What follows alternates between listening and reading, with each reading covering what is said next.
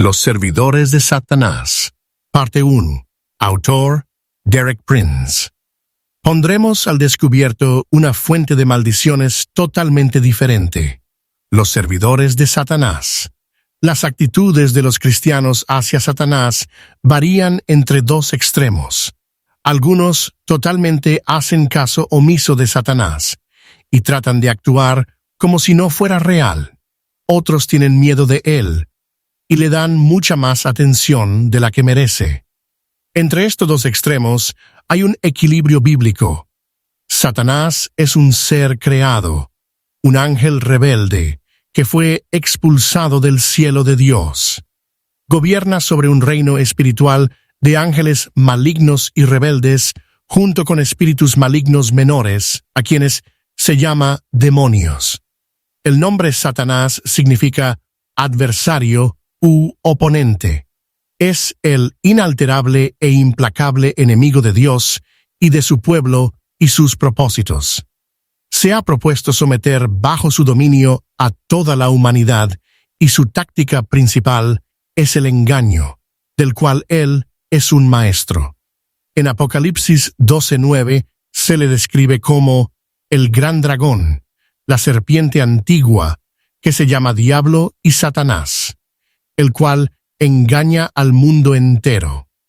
Satanás ya ejerce dominio sobre la gran mayoría de la humanidad, todos los que están en actitud rebelde contra Dios. En Efesios 2:2 se le describe como el espíritu que ahora opera en los hijos de desobediencia. La mayor parte de estos no tienen un cuadro claro de su condición real. Son llevados simplemente por doquier por fuerzas que no comprenden ni pueden controlar. Entre ellos, sin embargo, hay quienes deliberadamente se han abierto a Satanás, aun cuando quizás no se hayan dado cuenta de su verdadera identidad. En persecución del poder y la ganancia material, se dedican a cultivar sistemáticamente las fuerzas sobrenaturales que Satanás ha cedido a ellos. Estos servidores de Satanás son reconocidos en casi todas las culturas y se les ha dado muchos títulos diferentes: hechiceros, curanderos, mashawi, chamanes, tohanga, magos, brujos, sacerdotes o sacerdotisas de Satanás, etc. En casi todas las culturas tribales alrededor del mundo hay un nombre especial para esta clase de persona. Jesús mismo es nuestra principal fuente de información en lo que respecta a Satanás. Cuando envió 70 discípulos a fin de preparar el camino ante él, ellos regresaron con gozo diciendo: Señor, aun los demonios se nos sujetan en tu nombre. A esto Jesús respondió: He aquí, os doy potestad de hollar serpientes y escorpiones, y sobre toda fuerza del enemigo, y nada os dañará.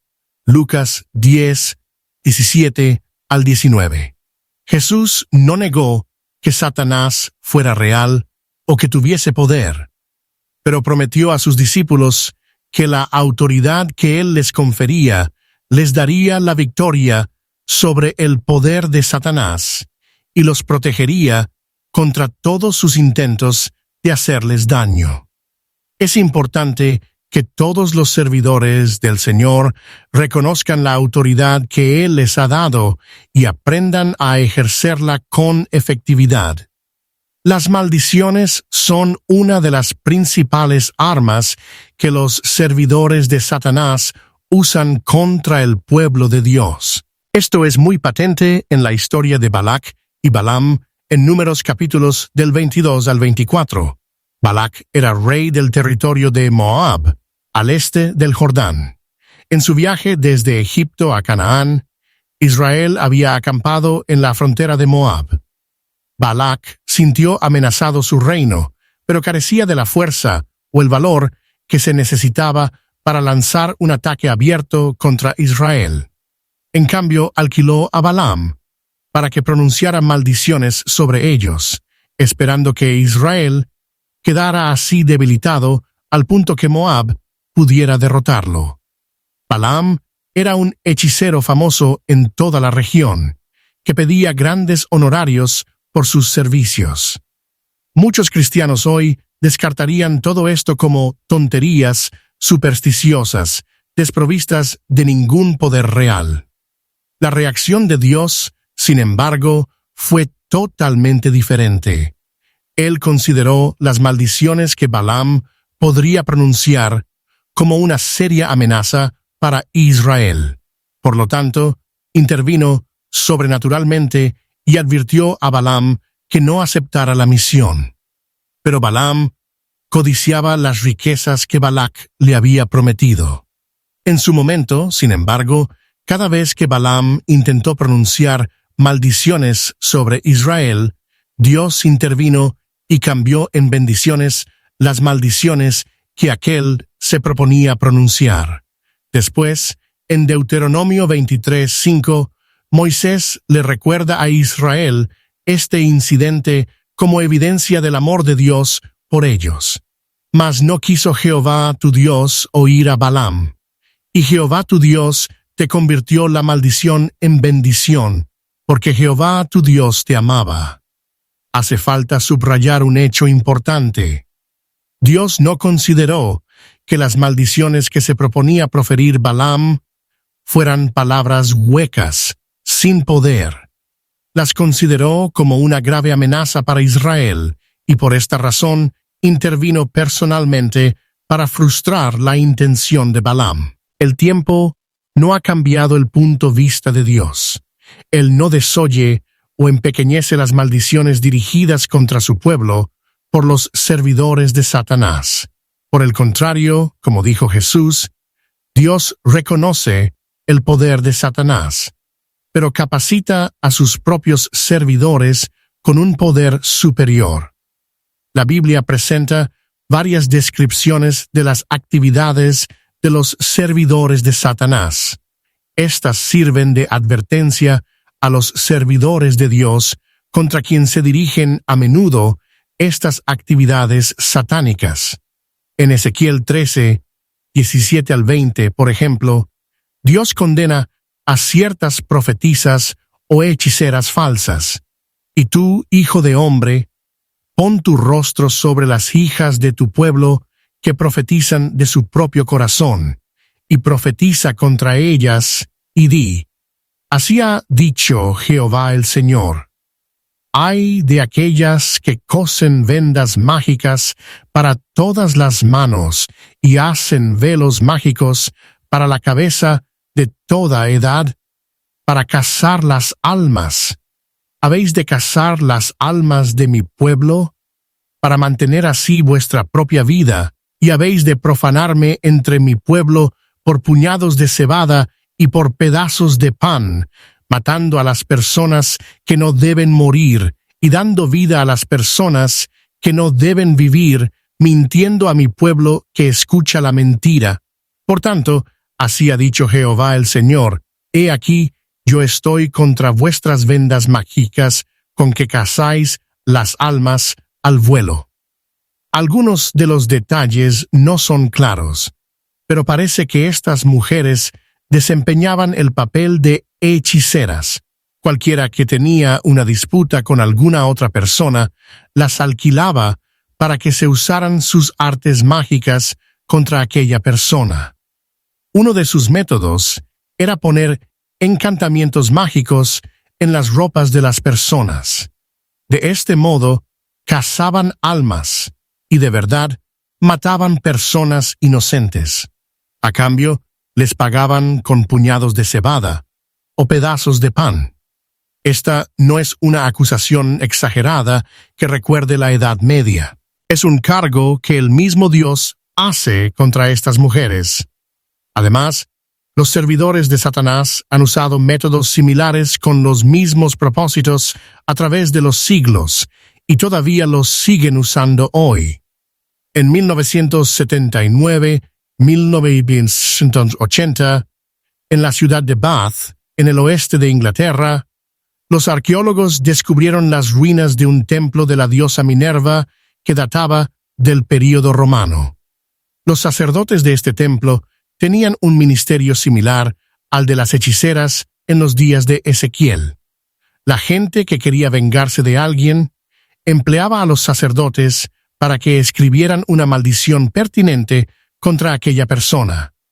La escritura de la maldición requería habilidades especiales que solo poseían los sacerdotes. Una vez que la maldición había sido escrita, se utilizaba alguna clase de ceremonia mágica para dirigirla contra la persona que era el blanco. Por todo esto, es claro, los sacerdotes recibían el pago correspondiente. También, los adoradores depositaban sus ofrendas votivas para la diosa dentro del manantial asociado con el templo. Esta forma de usar las maldiciones y artes mágicas es todavía una parte familiar de la vida diaria en la mayoría de los pueblos del mundo, particularmente en Asia, África, Oceanía, América Central y América del Sur. El siguiente relato viene de un misionero amigo mío, quien ha vivido toda su vida en Zambia, en el África Central, y está íntimamente familiarizado con las lenguas y las costumbres de la Genterencia General de Cristianos en nuestro distrito rural de Zambia. El Espíritu Santo había hablado una fuerte palabra profética llamando a la Iglesia a la santidad. Muchos cristianos sintieron convicción de pecado en sus vidas y se arrepintieron de veras, confesando su pecado y pidiendo el perdón de Dios. Después del culto, un anciano de una de nuestras iglesias, en una de las aldeas más remotas, se acercó al predicador llorando y temblando en todo su cuerpo, confesando el terrible pecado de asesinato por hechicería.